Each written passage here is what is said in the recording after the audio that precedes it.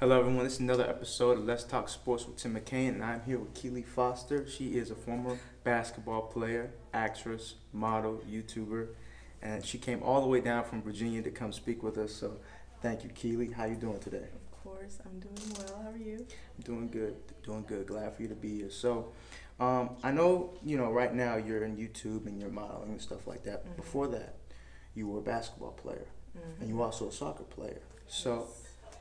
As a multi-sport athlete, when did you first fall in love with the game?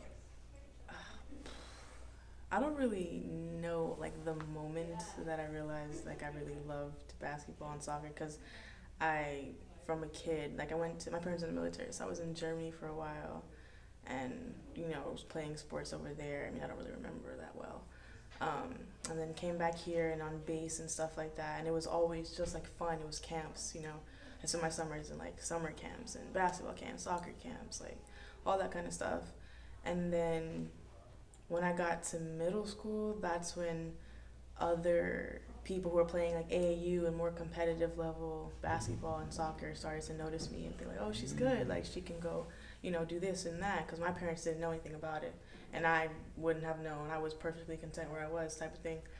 And it was from there that I first got into like competitive basketball and soccer, like playing on travel squads and stuff like that.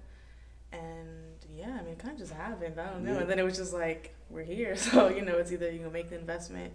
Our parents were like, AAU is a lot of money, da da da. Right. And I was like, yeah, okay, well, I'm good. Why not? And then just kind of did what I did. And So it was around middle school when you found out you were good at basketball, or was it when did you first realize you were good at basketball? I think I always thought I was good. Okay. Because I was always around guys, so I didn't really, I don't know, I just was just very competitive, like naturally, just who I was always playing around, like always. I felt like it was good competition. And actually, you know what? I do remember something. So I forgot, there was this junior WNBA, junior NBA, like contest thing, and they came to all the bases, and it was like this course that you had to do. It was like dribbling through cones, free throws, like threes, da, da, da. And they came to us, and I qualified for the next round or whatever it was in Richmond. And then unfortunately I couldn't make free throws, so I didn't go through. But after that, it would have been in like Florida, I think, and that was like a big deal thing. So then I was like, wow, like I'm doing this, that's a big deal. And yeah, so I think that was the moment. And that was probably maybe seventh grade, seventh grade, yeah. And then the whole AAU thing didn't happen till eighth grade. Yeah. So my next question is, like, when you went to high school, right? Mm-hmm. What was it like playing high school in both sports? It was, in terms of playing two sports at once, it was perfectly fine for me because I've done that my whole life. It wasn't anything new. I enjoyed both of them. The biggest, I guess, challenge for me was coming from always playing with boys to being on an all-girls team, like 8th grade JV, and then 9th grade, that was my first time. Like, I've only ever played on, like, maybe with 2 other girls on my team, if that. So what's the difference between playing against guys and girls? Against them or with them? Both. I think, at that age when you're going 8th grade, 9th grade, there's a lot of, like, growing as girls. You start getting into, like, liking guys and all this other stuff, getting attention and da-da-da-da. Like, so for me, it was like I went from being around people that, looked at me as just another dude, like, or just another person on the court, rather, to being in an environment where, like, I was around other girls who cared about other things. And then, like, that definitely got to me because I was more like the tomboy girl, you know what I mean? So being around like a bunch of girly girls who talked about all this other stuff and did all this stuff, which was perfectly fine. It was just different for me because that was never a part of basketball. It was like, go to practice, we talk junk about, one-on-one, you know what I mean? And then coming here and it's like more of a full, like, person environment, I guess, being on all girls teams. It was just like, that for me was just, it was challenging, I guess. Because soccer, it was always co-ed, like, and there was a lot of girls and boys on teams and stuff like that. But in terms of, like, playing against, I didn't really see a difference. I mean, obviously, you go from just playing against guys and girls to playing against all girls. I mean, it's just basketball at the end of the day. But more so, like, the environment was what really I noticed was the thing that kind of stuck out to me more, not the sport itself. So I feel you. I feel you. So, my next question would be like, what were some of the schools when you were first getting recruited? What were some of the schools that were interested in recruiting you, and why did you ultimately choose UNCG? Oh man. Yikes. Okay.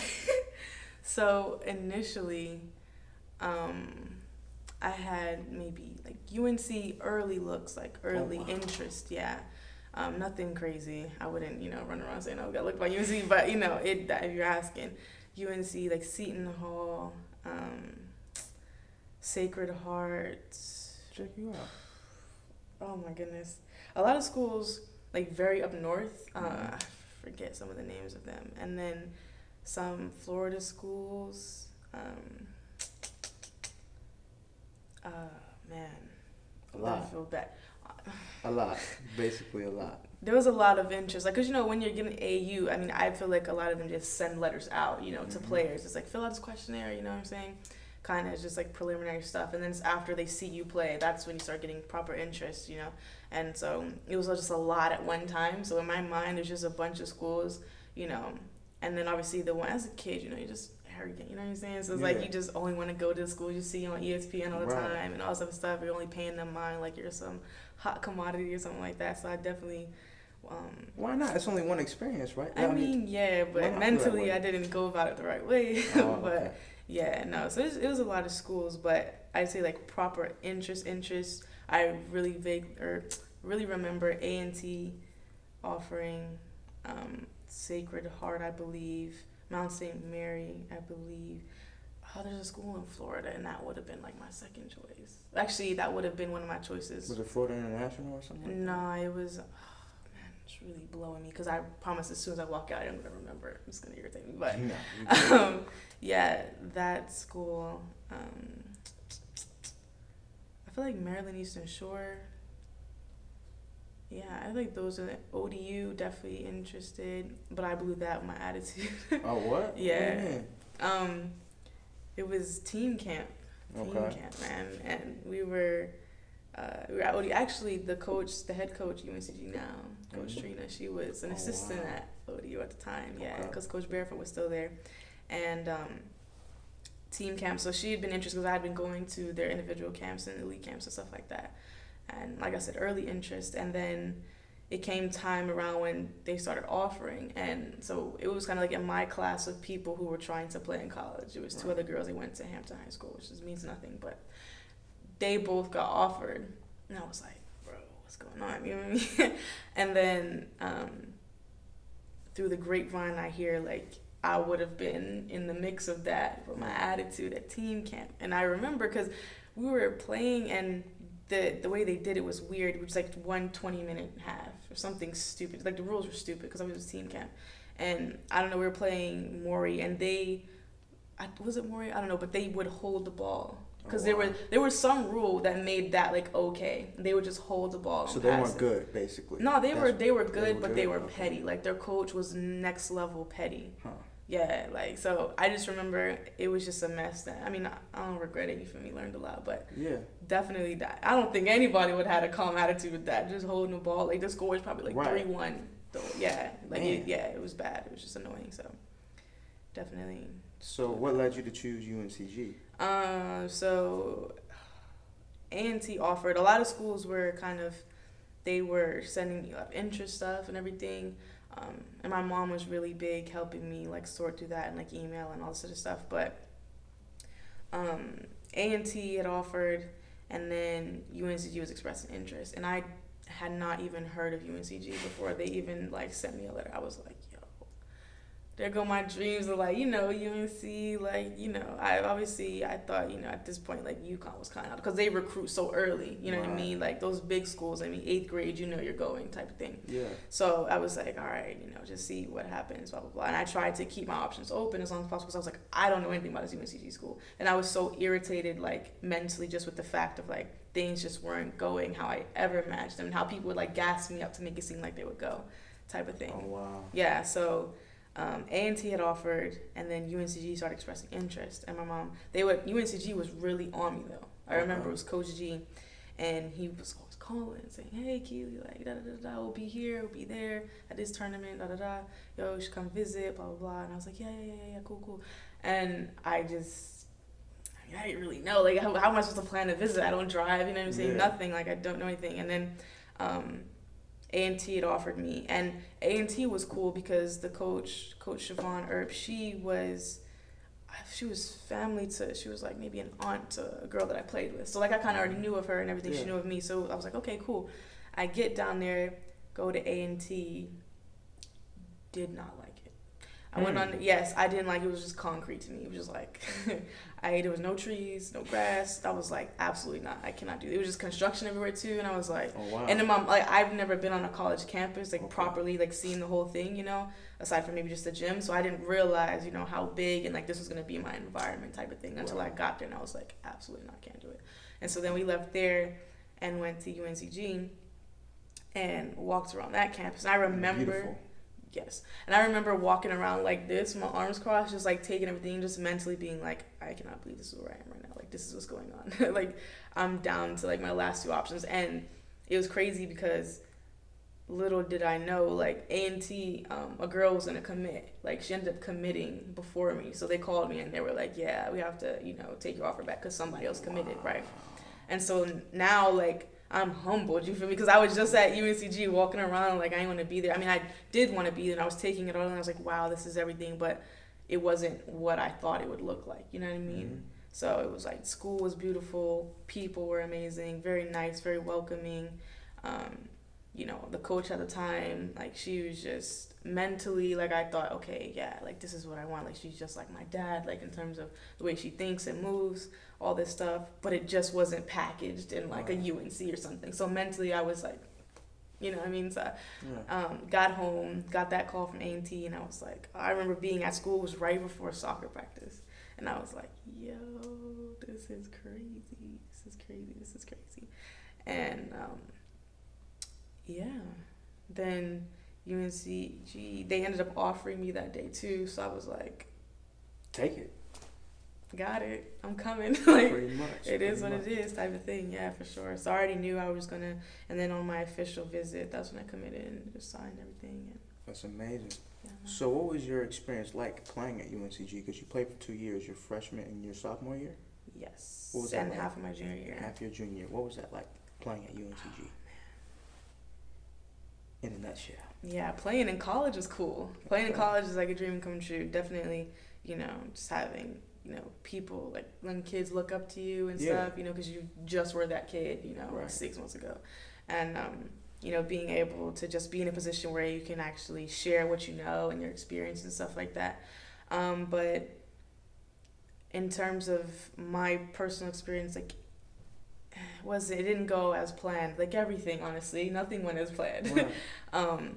And I don't know, it was rough, you know. I think more mentally than everything, it was just a challenge, and I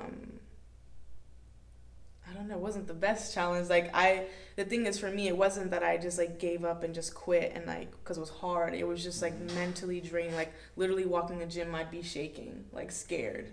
And like, you know, coaches at the time, their backs were against the wall because they had been there, the program had been doing well. So like my freshman year, I think, or my sophomore year would have been their last year. So, or I think they thought their freshman year, if we didn't do well, would have been their last year. So, of course, I don't want to say that they're bad people, you know, because I don't think that at all. But definitely the pressure was being felt, and we were definitely feeling the effects of that. And like, you know, just, I don't want to, you know, bash anybody, but I definitely, like, it wasn't an environment where I felt like I could grow and like make mistakes and learn freely. So because of that, you're like in a constant like tense state and stuff. I remember me and my roommates, my best friend, like, we used to joke about, like, God forbid we missed training or something, like, we would literally joke about like breaking an arm or something, because like, if you didn't have an excuse, like, your life was over. But that's how scary it was. So you gotta think, like, having that kind of pressure on you, that tension at a young age, in something that you love, you know what I'm saying? Like, it just, no. And then I just felt like, because of that, I was like, yo, I'm really out here suffering for what? Because I don't know what I want to do outside of this. Who am I? Like, what am I interested in? And unfortunately, you know, my junior year, we got new coaches and loved them to death. Like, they were cool. Unfortunately, like, you know, just I guess the drama of the past 2 years, I kind of just let that, you know, dictate how I move. So I didn't make all the best decisions all the time.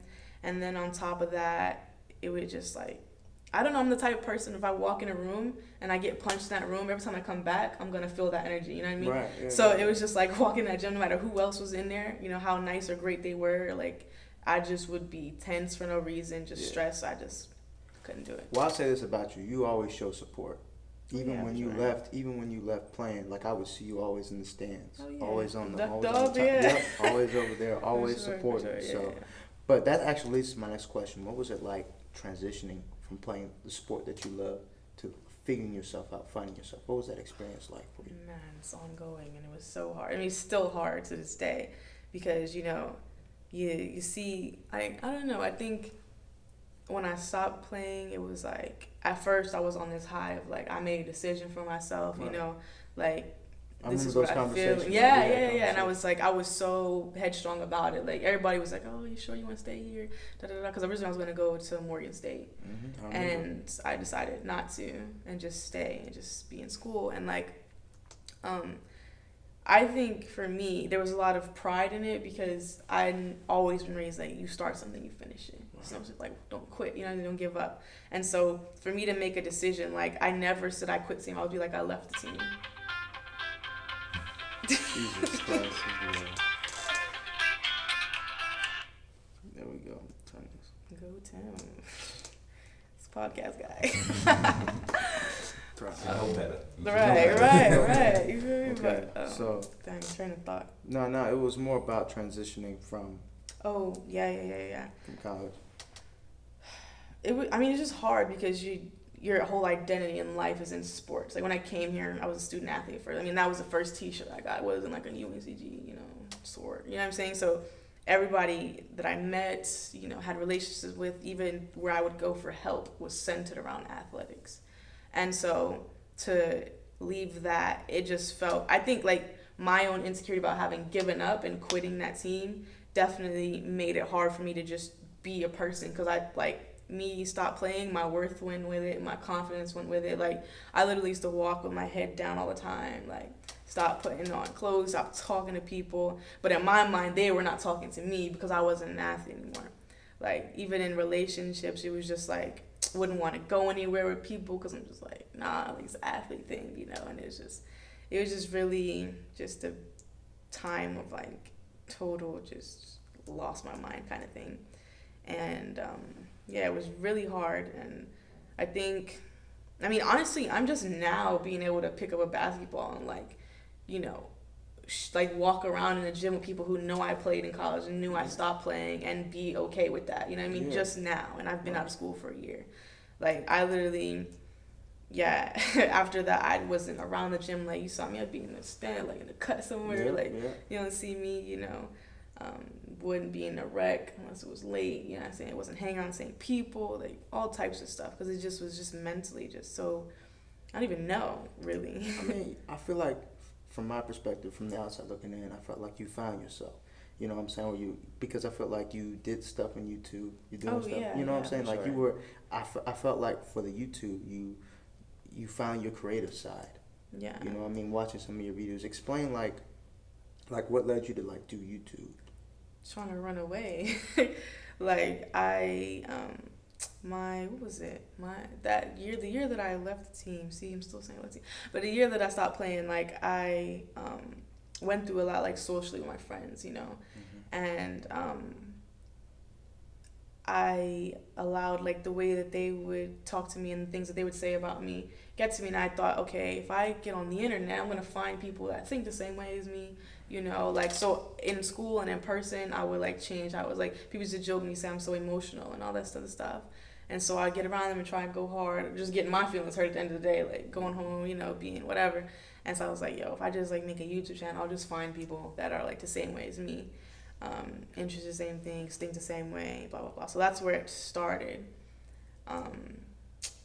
And yeah, honestly, it's just been a journey. But because I started something from a place of, like, fear and running, it's been hard to keep it up, because as I've grown out of that fear and as I've, like, stopped running from certain things, it's like, whoa, why am I doing this now? You know what I Yeah. mean? And then obviously, you learn like what you like and don't like, and like you said, creative side and stuff like that. So now it's just kind of figuring out, well, what direction do I take it in, and from a positive place. That's right. Because a lot of I realized like a lot of the reason people liked me is because I had a lot of pain. I was able to joke about it, and I was able to like articulate myself with it and express that. But like, what happens when you're done being, negative, and like you're done being in that dark place, and all that other stuff is like, what do you have to say? And I guess I'm in that place right now. It's like I have all this positive stuff to say, and like, how God's been like so good in my life, and like who wants to hear that? You know what I'm saying? When you came to like watch me act a fool, I mean, I know I'm gonna do me regardless. You feel me? But it's just like figuring out YouTube, like why YouTube? Like if I find a reason, to continue to do that and like continue to put myself out there and make videos, then I'm all for it.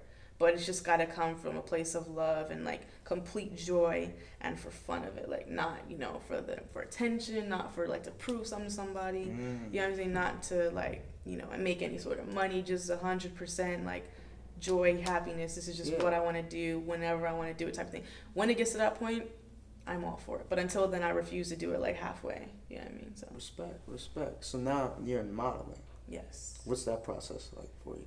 In terms of what? In terms of like, enjoying the process of like enjoying taking pictures, like, meeting with photographers and like, what is that like? It's really fun. It's definitely a different side of myself. Like I said, it's so limited by basketball. I limit myself, So when I stopped playing, I was like, I need to be something else, like, because I was an athlete, and now I'm not, even though I still am, it's just, that's not what I felt like I was being seen, like I can't claim that anymore. And so just trying to explore it and just taking pictures, and I know, like, for me by myself, used to love it, but like, I would always do it on self-timer, and me and my roommate, we would joke so much, we probably put ourselves in boxes on accident, you know what I'm saying, because we would be joking, like, you took that picture on self-timer, like, who you think you are, type, but it was like, nah, you like what you like, you know what I'm saying? And I just kind of ran with it, I guess. And it started because I started a written blog. Okay. Yeah, and so all the blogs that I had seen before had pictures with it, so I was taking pictures with them. Actually, I do remember that. You have an Instagram where it's called like Keli Writes or Keli Speaks or something like that. I haven't touched it since I made it, yeah. Yeah, I think I followed you. Yeah. But my last question is like, so there's less than 2% of NCAA athletes, student athletes that go professional. What advice would you give a student athlete, you know what I'm saying, who might not necessarily have had the right opportunity or the right resources to make it, and they're trying to figure themselves out? What kind of advice would you give them? Well, I would say that if you want to play professionally, go hard for it, no matter what it looks like, no matter what school you end up going to, what injuries you face, you know what I'm saying? If you really want to play professional, that's where your heart is, and that's what you believe is God's plan for you, then go for it, like, no matter what it looks like, because I'm telling you, it can get crazy, like, one of my closest friends, gone through so much, came from another country, like, and for him, it was like, if you weren't making it there, you weren't making it, you know what I mean, and he came here, and he's playing professionally, you know what I mean, so it's like, injuries on injuries, all of that, so you never really, like, nobody can paint a picture of what the path is going to look like, but you just have to persevere, and if you decide that, playing professionally, you realize that's not what you want to do, don't quit sport. Don't do that. You know what I mean? Just enjoy it. Find the fun in it, because honestly, that's what life is going to be about, is finding the fun in everything, because it gets hard. You have responsibilities outside of school. Once you go to college, adults, so just find the fun in everything.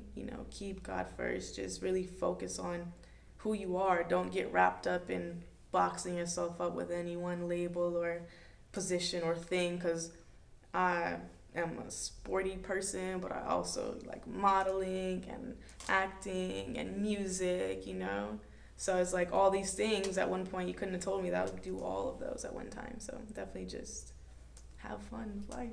That's what's up. Wise words from Keli. What can I say? That's all for Let's Talk Sports with Tim McCain. Y'all have a good one. Peace.